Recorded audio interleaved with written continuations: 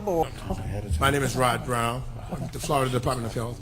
I'm speaking as a father and as a grandfather. We often try to shelter our children from things that we went through, so that they won't make the same pitfall, go through the same pitfalls that we go through. My question to the panel is, at what age should we start teaching our young about sexual responsibility, about relationship? At what age do we start talking to them so that they'll know to become, at what age do they start learning to be responsible people? That's to the panel as a whole. Oh, we just give Mr. Cobbin. Go ahead. I would love to address that question because I have a 11-year-old daughter. She'll be 12 on Friday. Part of that first question was choices that people make.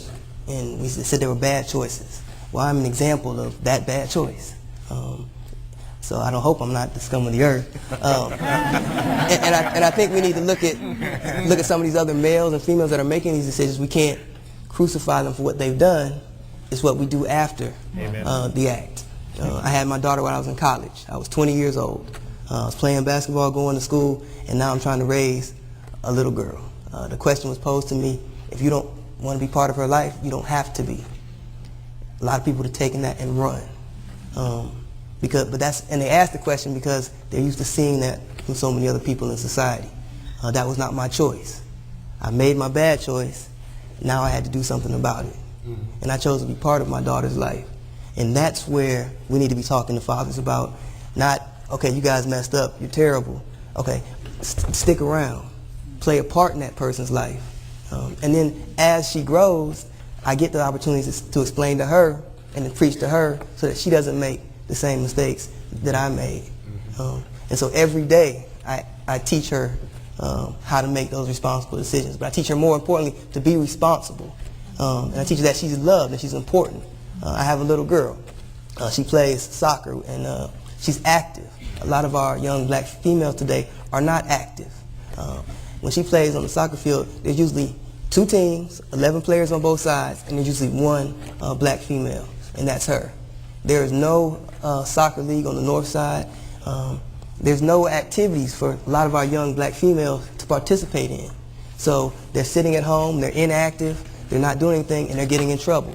We need to do more to help our kids have things to do so we can play a part in their life, and they won't be making these decisions. And that's how you teach them not to make the same mistakes that we've made. Ms. Page? I think he addressed one question in particular. What age do you start teaching the kids or start talking to the kids about these issues? Personally, I have 2 children. I have a 15-year-old son and an 11-year-old daughter as well.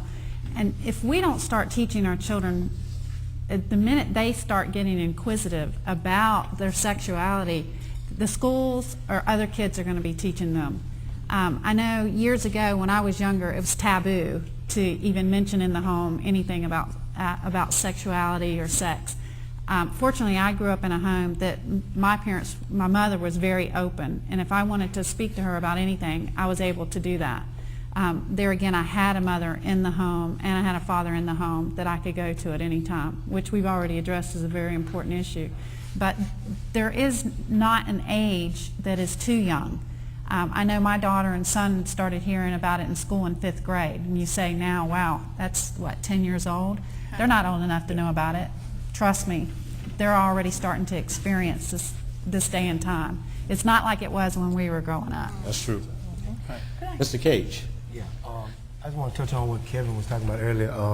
I think it's real important for our children to see us modeling what we preaching. Because, you know, I'm 46 now. I know back in the day when I was growing up, it was do as I say and not what I do. But that don't work no more.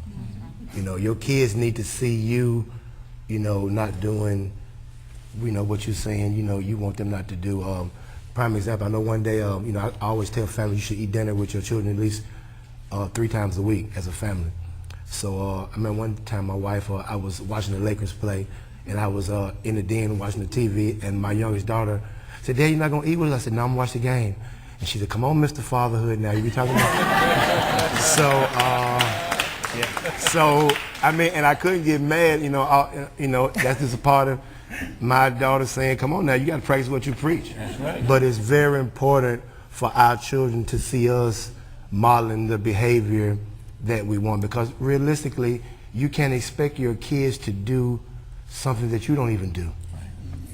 I mean, you know, sometimes we play that parent role, but you know, you can't really get on them about not drinking, not using profanity, and they see you doing it. So we have to really model, especially with father and daughters, you know, you have to model the behavior you want your daughters to see, what to expect from them. You have to model that.